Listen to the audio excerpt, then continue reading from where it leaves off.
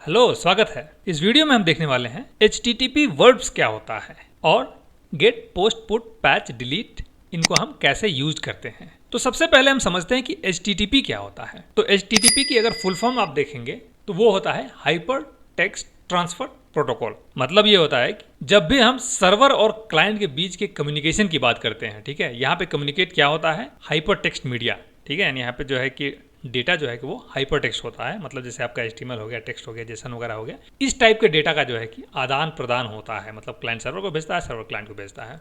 तो इसीलिए यहाँ पे एक स्टैंडर्ड मेंटेन होता है जिसको हम प्रोटोकॉल बोलते हैं। यानी अब आप जो है कि कोई भी कम्युनिकेशन मतलब आप बीच में रखोगे, ठीक है, जैसे मान लीजिए कि HTTP हो गया, FTP हो गया और TCP वगैरह हो गया, दुनिया भर के मतलब और सारी चीज़ें होते रहे। तो ये सारी चीज़ें जो है ना एक प्रोटोकॉल होते हैं।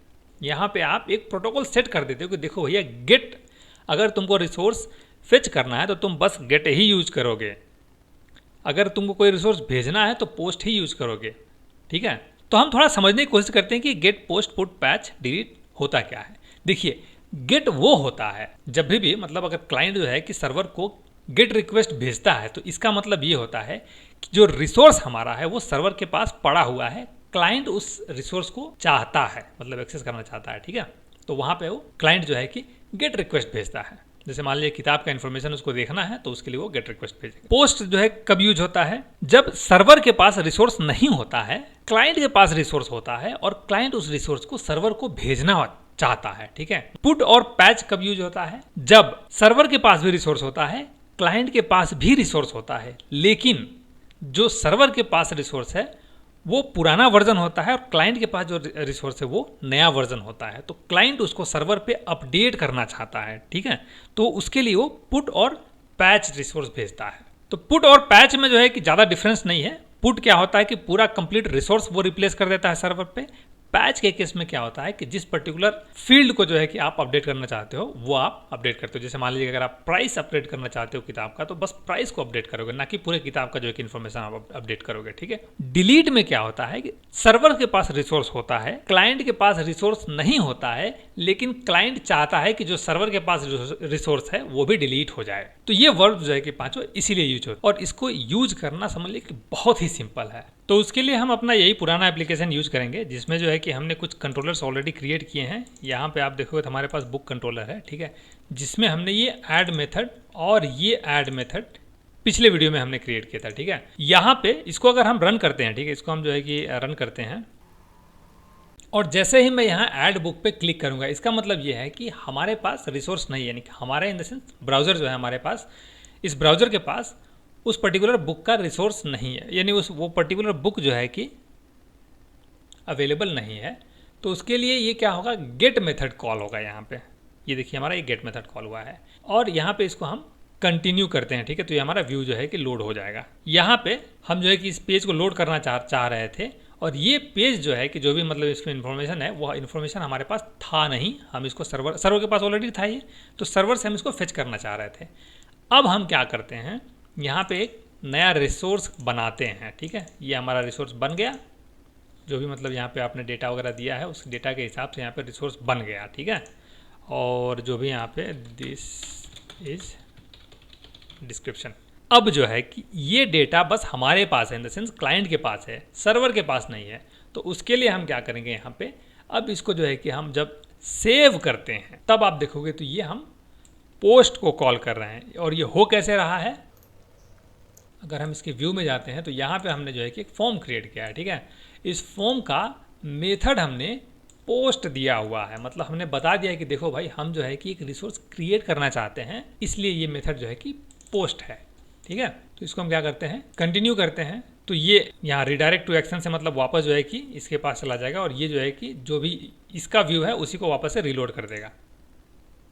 तो यहाँ पे हमारा ये व्यू जो है कि फिर से लोड हो गया है।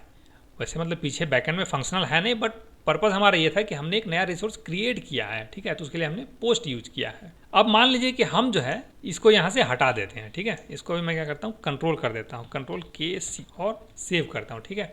ये इसको मैं रीस्टार्ट करता हूँ, फिर से इसको मैं रन करता हूँ और मैं ऐड बुक में जाता हूँ तो हमारा ये मेथड कॉल हो गया, वेल एंड गुड। इसको हम कंटिन्यू करते हैं और यहाँ पे हम कुछ डेटा अपना जो है कि मतलब क्रिएट करते हैं। और जैसे ही ये मैं डेटा क्रिएट करके सेव करूँगा, आप देखोगे कि यही मेथड फिर से कॉल हो गया, जबकि हमको क्या चाहिए था, पोस्ट मेथड। ठीक है, यानी हम जो है कि हमने बताया कि हम जो है हमको पोस्ट रिक्वेस्ट हम भेज रहे हैं। ठीक है, मतलब इसका मतलब क्या हुआ कि सर्वर के पास जो है कि रिसोर्स नहीं है, क्लाइंट से हमने कोई एक रिसोर्स भेजा है। लेकिन यहाँ पे हमने क्योंकि इस मेथड को हमने बताया नहीं है कि भाई देखो तुम कौन सा रिक्वेस्ट हैंडल करोगे, इसीलिए ये क्या करेगा, आओ ताओ जाओ जो भी आएगा सबको हैंडल कर लेगा, अगर नाम वही है तो। ठीक है, तो इसीलिए हम लोगों ने जो है कि ये एट्रीब्यूट यहाँ पे ऐड किया था, जो बता रहा था कि देखो भाई ऐसा है, अगर इस मेथड, अब इसको जो है कि हम अगर ये अनकमेंट करते हैं इस लाइन ऑफ कोड को, Ctrl+K+U, ठीक है, तो यहाँ पे आप देखोगे तो यहाँ पे हम बता रहे हैं कि भाई देखो ये जो मेथड है ये स्पेसिफिकली बस पोस्ट रिक्वेस्ट को ही हैंडल करेगा। ठीक है, और इसको हम कह देते हैं कि भाई देखो ऐसा है, तुम सबको मत हैंडल करो, तुम जो है कि बस गेट को हैंडल करो। तो इससे क्या होगा, हमको जो है कि ये एट्रीब्यूट यहाँ पे ऐड करना पड़ेगा। अच्छा, अब हम चाहते हैं कि हमारे पास एक और मेथड हो जो क्या करे, पब्लिक आई एक्शन रिजल्ट पुट जो है कि हम यहाँ पे देते हैं। और इसको जो है कि ओब्वियसली अगर हम मान लीजिए कोई रिसोर्स अपडेट करना चाहते हैं तो हमको रिसोर्स क्लाइंट से भी भेजना पड़ेगा। तो क्लाइंट से भेजने के लिए हमको जो है क्या पैरामीटर वहाँ पे हम भेजेंगे, तो यहाँ पे हमें बताना पड़ेगा कि देखो भाई हम एक रिसोर्स भेजेंगे जो बुक टाइप का होगा। ठीक है, जिसमें नया इन्फॉर्मेशन होगा, यहाँ पे तुम जो है कि अपडेट कर देना। और अपडेट करने के बाद हम क्या चाहते हैं कि भाई वो वापस जो है कि रिडायरेक्ट टू एक्शन ऐड पे जो है कि वापस चला जाए। ठीक है, यानी इन फ्यूचर अगर हम चाहें तो इसका अपना व्यू यहाँ से हम रिटर्न करा सकते हैं, लेकिन हम चाहते हैं कि भी नहीं भाई तुम जो है कि अपडेट करने के बाद वापस से फिर इसी पेज पे चले जाओ। तो उसके लिए हमको यहाँ पे जो है कि डेकोरेट करना पड़ेगा HTTP पुट से। ठीक है, अब ये जो है कि जब भी हम पुट रिक्वेस्ट भेजेंगे तभी जो है कि ये एक्सेस होगा। ठीक है, यानी अभी हम क्या करते हैं, इस ऐड पे जाते हैं और इसके मेथड को क्या करते हैं, पुट कर देते हैं। वैसे तो मतलब ब्राउज़र पे पॉसिबल नहीं है, ये आप नहीं कर सकते हो, बट फिर भी हम ट्राई करते हैं कि क्या हम इसको कर सकते हैं क्या।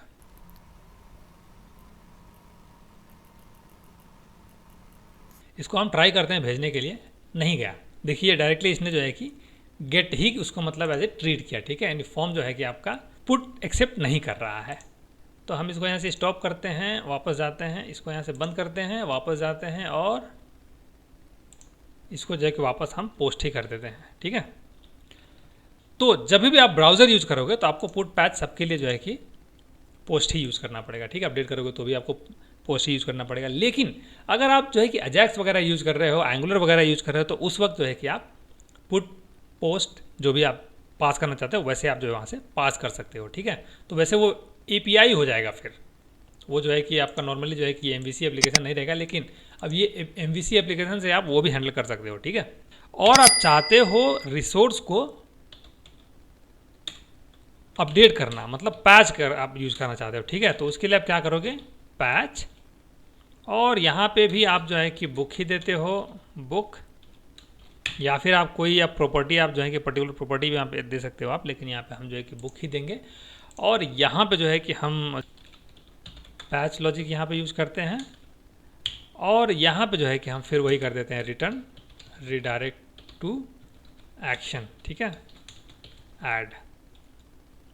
तो इसके लिए हमको क्या करना पड़ेगा, यहाँ पे जो है कि HTTP पैच रिक्वेस्ट यहाँ पे ऐड करना पड़ेगा। ठीक है, इससे क्या होगा कि हमें जो है कि हम जो भी मतलब यहाँ पे रिक्वेस्ट करना चाहते हैं, रिक्वेस्ट मतलब भेज रहे हैं, यानी अगर हम इसमें यहाँ पे पैच भेज रहे हैं तो हमको ये पैच से डेकोरेट करना पड़ेगा। तो अब जो है कि पैच का सारा रिक्वेस्ट इस मेथड के पास आएगा, अगर इस नाम से आप भेजते हो तो। ये भी आप याद रखिएगा। अगर आप डिलीट करना चाहते हो तो उसके लिए आप क्या करोगे, पब्लिक आई एक्शन रिजल्ट डिलीट,